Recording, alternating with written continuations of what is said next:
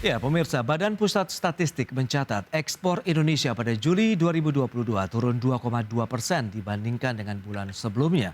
Namun demikian, BPS mewaspadai potensi kembalinya harga komoditas menyentuh level normal dan berdampak pada penurunan kinerja ekspor nasional.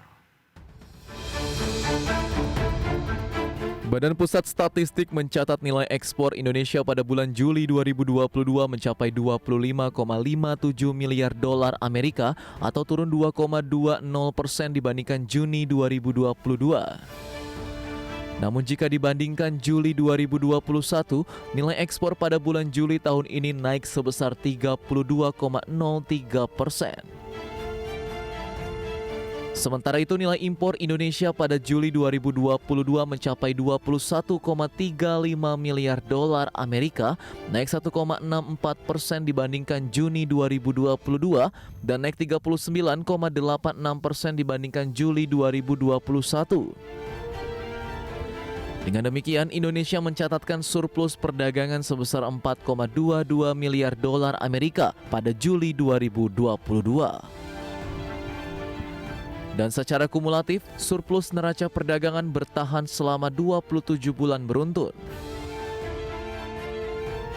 Deputi Bidang Statistik, Distribusi dan Jasa BPS Setianto menyatakan, ekspor Indonesia yang impresif selama beberapa bulan terakhir tidak bisa lepas dari tren tingginya harga komoditas. Namun windfall tersebut dapat berakhir jika harga komoditas yang terus turun kemudian menyentuh level normal. Windfall yang terjadi pada komoditas untuk yang saya catat 3 komoditas tadi menunjukkan kembali kepada kondisi normal. Kemudian volume ekspor komoditas utama Indonesia ini menunjukkan kecenderungan yang stagnan. Mengingat beberapa harga komoditas internasional sudah mulai menunjukkan penurunan, barangkali perlu kita waspadai terhadap neraca perdagangan kita untuk bulan-bulan ke depan. Sementara itu jika dilihat secara kumulatif dari Januari sampai dengan Juli 2022, neraca perdagangan mengalami surplus 29,17 miliar dolar Amerika. Angka tersebut berasal dari nilai ekspor sebesar 166,7 miliar dolar dan impor 137,53 miliar dolar Amerika. Berbagai sumber IDX Channel.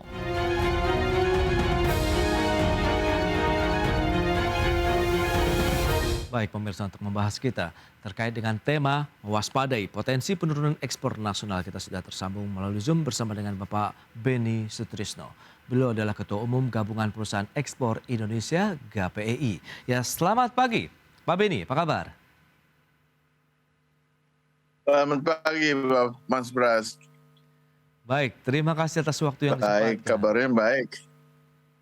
Oke, ini menarik Pak kalau kita cermati dengan bagaimana kinerja ekspor impor kita begitu di bulan Juli tadi sudah disampaikan begitu ada penurunan sekitar 2,2% kalau kita bandingkan dengan bulan sebelumnya. Bagaimana tanggapan dari GAPEI, Pak Beni? Ya, memang kita masih tergantung barang-barang komoditi ekspor kita sebagai backbone-nya ya. Artinya besarannya memang sangat besar sekali.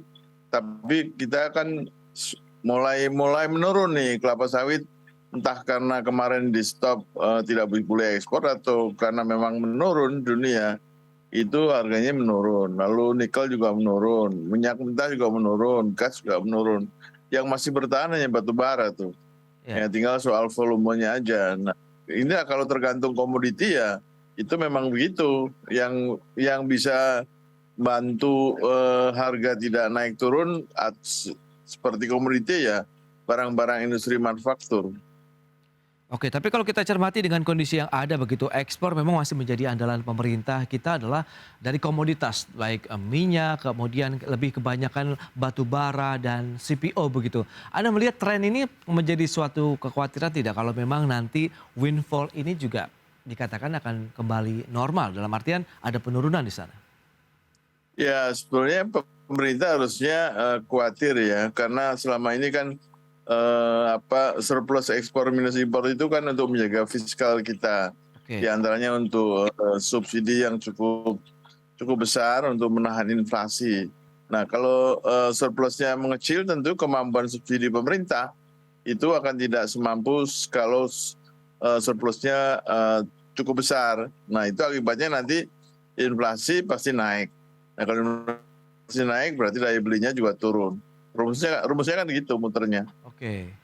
Tapi kalau kita lihat dengan faktor eksternal atau internal yang menjadi dominasi begitu akan mempengaruhi kinerja ekspor Indonesia ke depan. Ya, eksternalnya kan kita dari mulai perang dagang Amerika Serikat sama Cina, lalu ada pandemi COVID yang 2 tahun lebih ya, ini masih belum habis juga kan. Ya. Lalu ketiganya disusul perang Ukraina sama Rusia.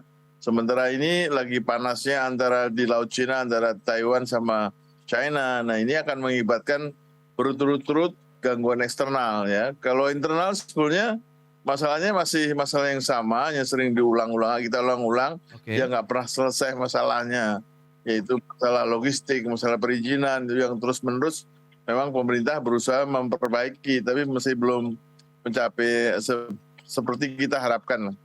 Baik, tapi kalau kita lihat supply chain begitu di global dengan adanya kondisi yang Anda sampaikan tadi, ketegangan geopolitik, kemudian China, Taiwan, kemudian tadi Rusia yang dengan Ukraina yang masih berlangsung hingga saat ini. Ini dampaknya seperti apa? Kalau itu kan menjadi sebenarnya windfall tersendiri tentunya bagi Indonesia begitu dengan krisis energi yang terjadi sehingga ada demand yang cukup tinggi dari sisi batu bara, kemudian CPO juga ini, Pak Beni.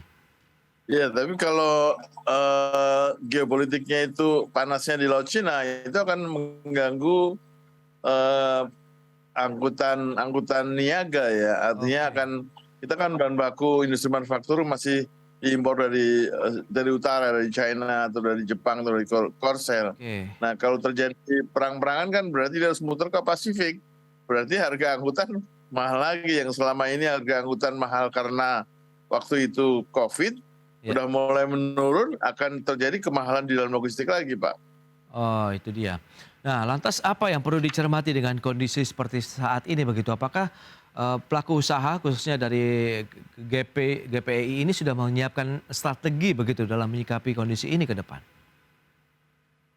Ya, strategi kita sekarang kita memperpanjang kontrak beli dari pembeli ya. Artinya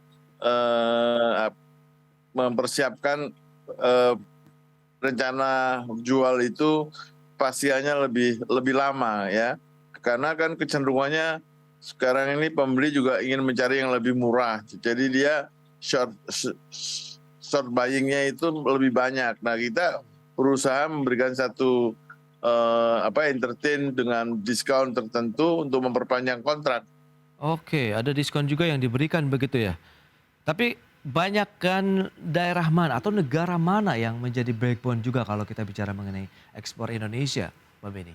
Kita masih, kalau industri manufaktur masih Amerika Serikat masih nomor 1 dan nomor 2 China yang didominasi oleh komoditi tertentu yaitu batu bara sama kelapa sawit ya, CPO.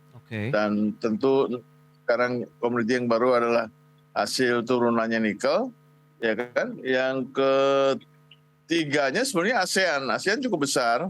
Nah, antara ASEAN kita ini harusnya karena sudah punya treaty antara ASEAN itu zero import duty, mestinya kita perbesar di ASEAN karena ASEAN juga penduduknya lumayan 600 juta dan ASEAN itu kan negaranya kan seperti kita harus treatment ASEAN seperti domestik.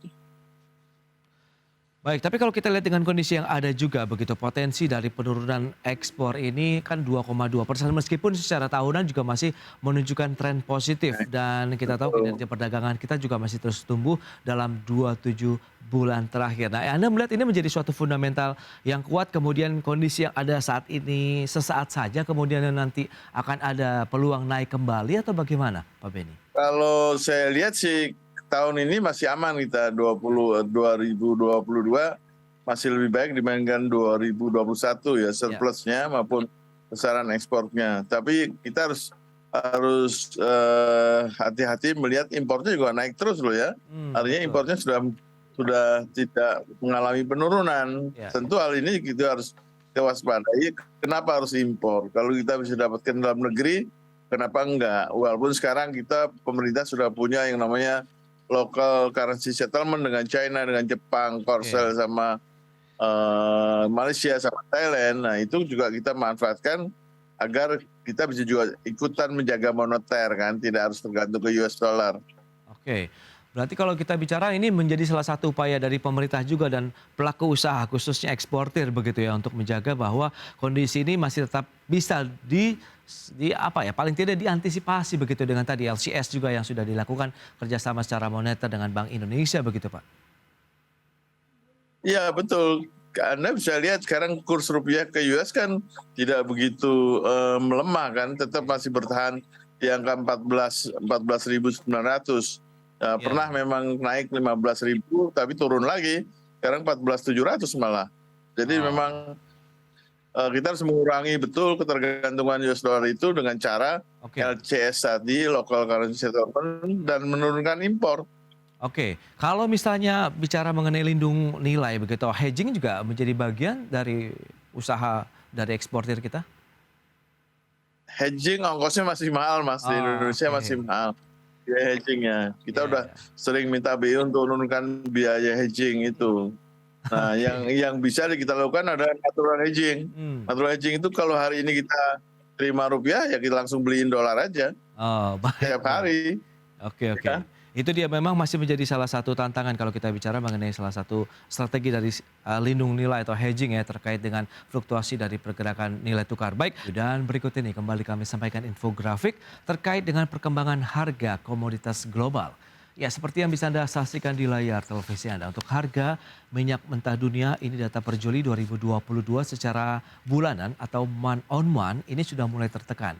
Minus 10,03% dari perkembangan harga komoditas minyak. Sementara secara tahunan masih bergerak positif 43,4%. Kemudian gas alam kita lihat secara bulanan juga turun 5,45%, secara tahunan juga masih positif 90,8% untuk gas alam. Sementara CPO yang juga menjadi andalan Indonesia dalam ekspor, kita lihat ini secara bulanan negatif 29,61%, sementara tahunannya juga tercatat turun untuk perkembangan harganya minus 0,6%. Kalau kita lihat di Juli harganya sekitar 1.056,6 per metrik ton. Itu dia dari pergerakan komoditas minyak, gas dan juga CPO. Dan berikutnya kita lihat dari batu bara. Tadi Pak Beni Sutrisno sudah menyebutkan ini salah satu komoditas yang cukup stabil. Kita lihat di bulan Juli harganya 306,4 dolar Amerika per metrik ton. Secara month on month-nya kita lihat juga masih positif 7,55%. Secara tahunan juga semakin tinggi lonjakannya 150,5%. Bagaimana dengan nikel? Nikel ini 21.500 dolar Amerika per metrik ton. Secara bulanannya turun juga negatif 16,28%. Secara tahunan positif 14,2%. Sementara gandum juga tercatat turun secara bulanan minus 16,77%, sementara year on year-nya masih positif 29,98%. Itu dia untuk pergerakan harga komoditas global. Dan selanjutnya kita lihat bagaimana dengan struktur ekspor Indonesia. Ya, dominasi kita lihat dari industri yang mencatat sekitar 68,21%. Sementara menyusul sektor pertambangan 24,91%, migas 5,38%, sementara pertanian 1,5%. Sehingga bisa dikatakan ekspor non migas ini menyumbang sekitar 94,62% dari total ekspor di bulan Juli 2022. Kita lanjutkan kembali perbincangan bersama dengan Bapak Beni Sutrisno, Ketua Umum Gabungan Perusahaan Ekspor Indonesia GAPEI. Ya Pak Beni, berdasarkan perkembangan dari harga komoditas global tadi memang rata-rata mengalami penurunan ya secara bulanan begitu. BPS juga sudah mengingatkan, dari pelaku usaha tadi sudah menyiapkan strategi. Anda melihat potensinya, apakah ini masih bisa menjadi andalan ekspor kita? Saya kira masih dominasi industri manufaktur itu memang harus lebih dipertajam lagi ya. Karena kita selamanya kan tidak bisa mengandalkan tambang, karena tambang suatu saat karena itu alam ya, kalau sudah habis selesai lah sudah. Oke. Ya seperti batu bara itu kan yang mengimpor besar kan China.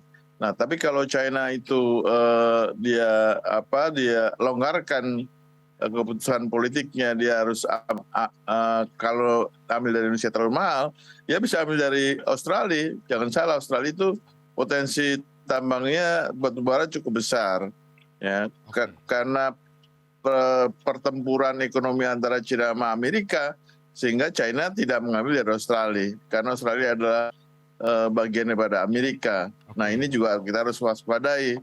Kedua juga kalau batu baranya makin naik terus, mungkin subsidi pemerintah terhadap PLN juga makin naik.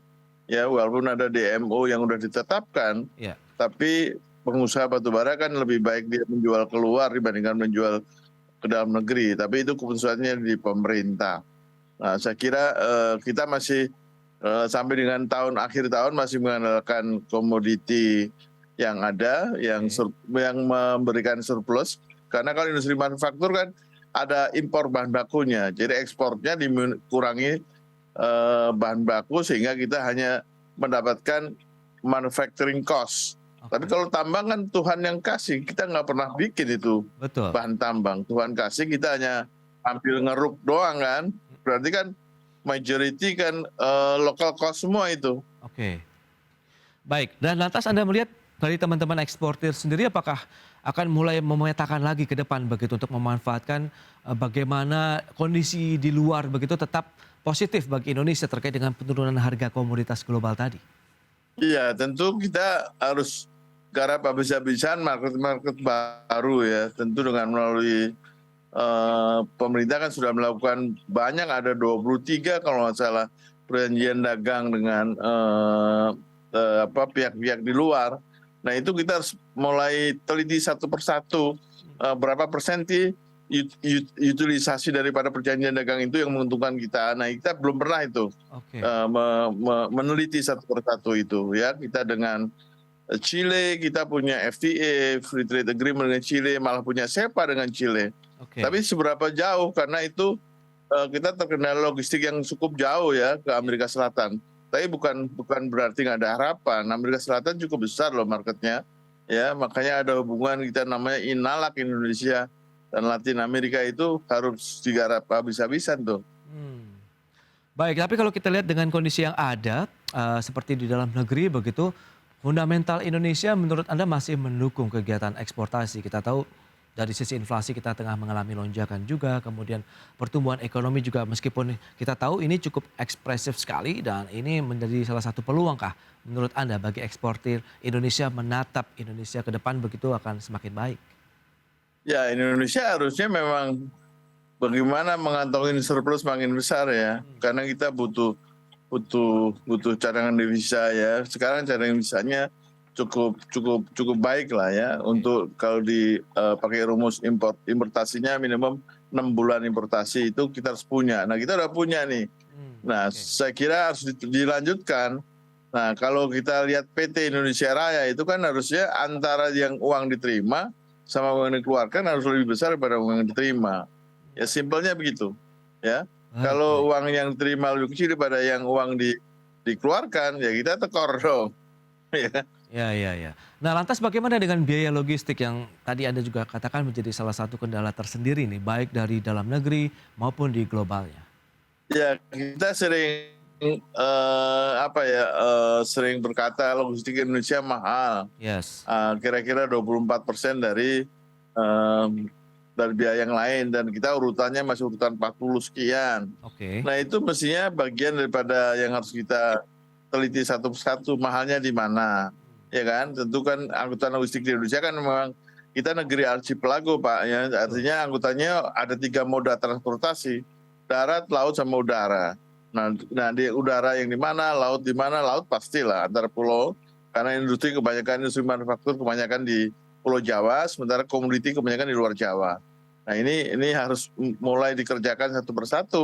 Kalau tidak selamanya logistik itu menjadi bagian daripada cost. Baik, terakhir Pak Beni, harapan terhadap kondisi yang ada, khususnya apakah perlu ada kebijakan baru dari pemerintah untuk mendukung kegiatan eksportasi Indonesia? Ya harus ada afirmatif policy ya, kalau memang ekspor itu bagian daripada yang harus disupport. Oke. Lalu impor bagian daripada yang harus disupport, diperkecil. Harus ada polisi-polisi yang afirmatif, polisi-polisi yang berpihak. Ya, tentu ini berpihaknya ada tujuan, bukan berpihak karena bermain kucing-kucingan ya, tapi harus ada polisi yang memang untuk mendukung itu, bukan karena ekspor kita naik terus kita dianggapnya komoditi ini adalah komoditi unggulan. Nah, unggulannya unggulan sendiri, harusnya diunggulkan. Bagaimana mengunggulkan komoditi ekspor, komoditi itu untuk ekspor itu harus didesain ya. Artinya bukan hanya dibiarkan kalau udah besar nanti dibilangnya itu unggulan. Oke, berarti memang ada perhatian sejak awal begitu sehingga ini menjadi besar ya, Pak Beni ya. Oke, Pak Beni. Iya, ya jadinya. Ya. Ya baik Mas Pras. Baik, terima kasih banyak. Kalau ya. Mas Pras. Iya Pak. Iya, sampai jumpa. Iya baik. Sampai jumpa. Oke, terima kasih banyak Pak atas waktu yang dan sharing Anda berikan. Salam sehat Pak Beni, terima kasih. Ya, makasih. Ya pemirsa, 1 jam sudah saya menemani Anda dalam Market Review. Untuk mendorong bermunculannya inovasi unggul dalam ekonomi hijau dan sebagai wujud apresiasi terhadap produk inovasi berbasis keberlanjutan, IDX Channel tahun ini kembali mengadakan IDX Channel Anugerah Inovasi Indonesia dengan tema Fostering Sustainable Innovation in Economic Recovery yang akan ditayangkan pada hari Kamis 25 Agustus 2022 pukul 19 waktu Indonesia Barat. Saksikan hanya di IDX Channel. Ya pemirsa, saya Prasetyo Wibowo beserta kerabat kerja yang bertugas undur diri. Terima kasih dan sampai jumpa. Selamat datang di IDX Channel Anugerah Inovasi Indonesia 2022. IDX Channel Anugerah Inovasi Indonesia. The most innovative company.